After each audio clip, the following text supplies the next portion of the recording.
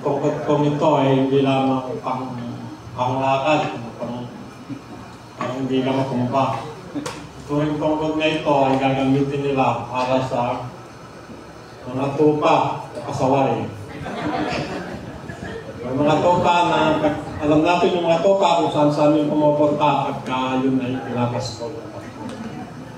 Kaya bibigyan ng simbolo ng tungkol na ito ang ating mga bagong i-appoint, i-ordain para gamitin ng tungkol na ito upang sila ay maging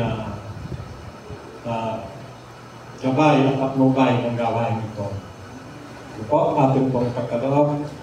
Kay Reverend Irene Yambao-Gaser at kay Pastor Edmond Yambao-Gaser sa pribilehiyong pinagkaloob sa akin ng Temple of Praise Ministry Incorporated ay aking ngayon ibinibigay sa inyo ang tungkol na ito bilang simbolo ng kapangyarihan na ipinagkakaloob sa inyo ng organisasyon ito upang paglingkuran ng Diyos dito sa Temple of Praise Church, Lasangoma, Arayat, Pampanga. Hallelujah! Pagpalaan kayo ng Diyos ang kayong karunungan at kakayahan sa pamumuno sa inyong paglilingkod sa Diyos dito sa lugar ng iglesia ito ng Temple of Praise. Ang masaganang pagpapala at pabor ng Panginoong Diyos ay sumainyo sa inyong paglilingkod sa ministeryo nito. Pagpalain kayo ng Panginoon.